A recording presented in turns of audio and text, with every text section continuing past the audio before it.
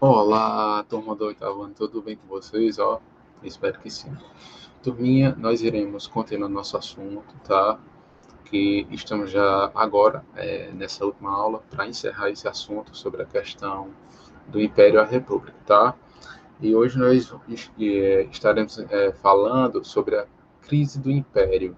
Que império é esse? O Império Brasileiro no tempo da escravidão no Brasil. Então, veja, nós sabemos daquele contexto, foi que a escravidão estava praticamente posta na sociedade brasileira, praticamente a economia do Brasil era baseada no trabalho escravo, na questão da produção do açúcar, do café, tá, turma? Então, nós estamos agora chegando nesse finalzinho que se encontra na página 163 do livro didático 163, tá? Vamos lá, fala sobre a crise do Império. Olha aí na tela de vocês, diz assim: com o fim da Guerra do Paraguai, em 1870, surgiu no Brasil o movimento republicano, que, além de defender um novo sistema político, tinha o apoio de diferentes grupos sociais. Também houve, na época, o fortalecimento do movimento abolicionista. Olha como é interessante. Nesse tempo, tinha um grupo que se chamava os republicanos. Tá? Então, os republicanos eles queriam um sistema de governo que seria um sistema federativo, em que cada estado ou cada território, por exemplo, Bahia, Espírito Santo, Paraíba, Pernambuco, teria sua própria autonomia. Tá? Então, esse grupo começou a lutar por estas questões políticas, porque na visão deles, o sistema brasileiro ainda, vamos dizer, não estava funcionando na prática. Tá? Então veja como é interessante. E do outro lado tinha um movimento abolicionista, que era um movimento que estava à frente para tentar intervir nessa questão da escravidão no Brasil, certo? Então veja, na página 163, nós temos aí falando um pouquinho sobre esse movimento abolicionista. Veja, o parágrafo primeiro diz assim, ó, a partir de 1850, a Constituição da Lei de Eusébio de Queiroz, que proibia o tráfico de pessoas escravizadas para o Brasil, a questão da abolição tornou-se um assunto cada vez mais discutido. Ou seja, essa lei ela foi justamente em prol da questão da escravidão. Significa dizer o quê? Que essa lei ela dizia que não podia mais trazer escravos vindo de fora do Brasil, tá? De outros países, principalmente de Portugal, para o Brasil. Então, aí começou a surgir os debates sobre a questão da escravidão, certo? Os grupos entraram mais afinco para tentar tirar, abolir essa questão da escravidão. Veja, ainda sobre a questão desse movimento, veja aí o terceiro parágrafo, lá ainda no finalzinho da página, diz assim, ó, com a organização do movimento abolicionista, surgiram jornais e foram fundadas associações que tinham participação de intelectuais defensores da causa. Olha como é interessante. Então, os diferentes grupos da sociedade começaram agora a ficar do lado desses grupos que tinham a ideia de abolir a escravidão. E principalmente quem? Soldados que foram à guerra, da Guerra do Paraguai, que quando voltaram da guerra, certo? Eles entendiam que realmente tinha que abolir a escravidão. Esses soldados eram quem? Eram escravos que foram chamados para lutar nessa guerra do Paraguai. Então veja como é interessante a história, tá, turma? Vamos lá. Vamos ver aqui nessa página, página 164. Diz assim, a abolição da escravidão no Brasil. Olha como é interessante. Após séculos de escravidão, a resistência, em 13 de maio de 1888, a escravidão foi abolida do Brasil, com a assinatura da Lei Áurea. Você já ouviu falar na Lei Áurea? Nunca esqueça que ela foi escrita, assinada pela princesa Isabel, filha de Dom Pedro II. Não esqueçam disso, tá? Então aí, em 1888, foi abolida a escravidão no Brasil.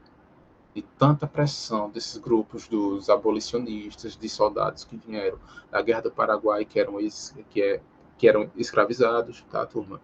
Então, esses movimentos foram importantes. Esse momento praticamente político e social do Brasil, tá?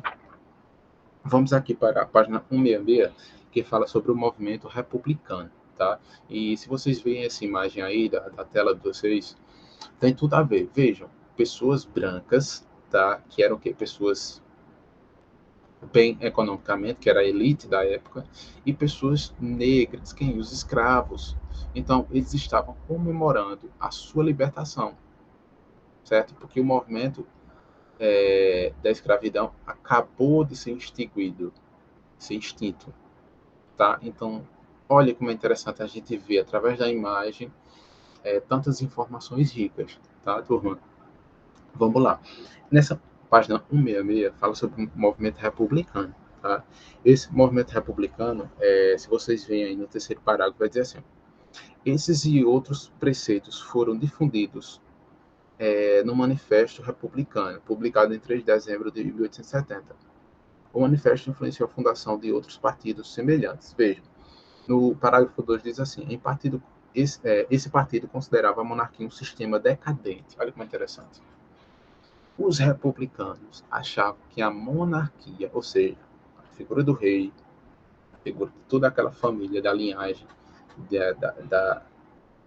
da questão de herdar por herança a coroa e tal, eles achavam que esse sistema de governo ele estava decadente e que não combinaria e não dava mais certo para o Brasil. Então, veja, na página 167 vai dizer assim, ó, vai falar justamente sobre essa questão da proclamação da República. Quem nunca ouviu falar sobre a proclamação da nossa República, né, no Brasil? Olha como é interessante. No final do século XIX, o governo monárquico encontrava-se bastante fragilizado com a perda do apoio das elites latifundiárias.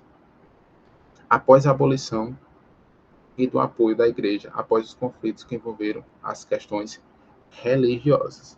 Veja como é interessante, o Brasil estava em crise.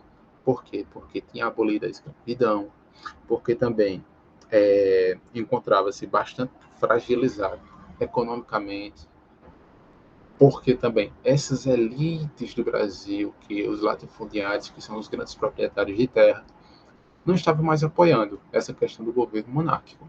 Olha como é interessante. Vejam, vamos lá, livro. Olha o que vai dizer no parágrafo 2, na questão da proclamação da República. Na tentativa de amenizar a crise, o governo imperial formou um novo gabinete e propôs diversas reformas políticas. Parágrafo 3 diz assim: em 15 de novembro de 1889, um grupo de militares liderados por Marechal Deodoro da Fonseca, e acompanhados por civis republicanos, invadiu o Ministério da Guerra e declarou o fim da monarquia.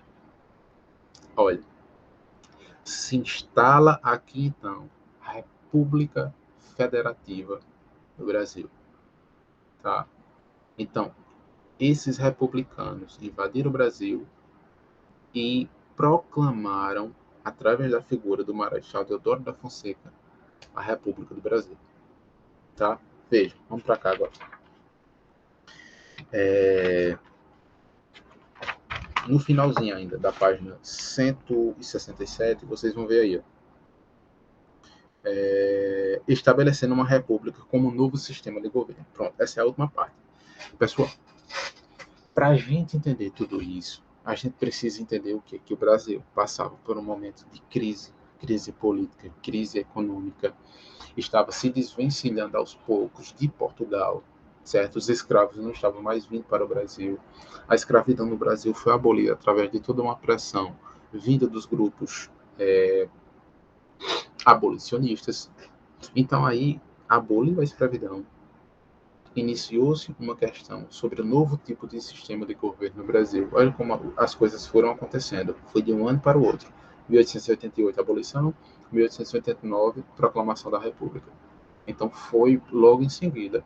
Tá? Então, esses fatores contribuíram para que surgisse esse novo sistema de governo. E isso faz parte da crise do Império Brasileiro desse tempo. Tá bom, turma? Então, fique com esse assunto. Nós encerramos agora esse assunto que fala sobre o Império e a República.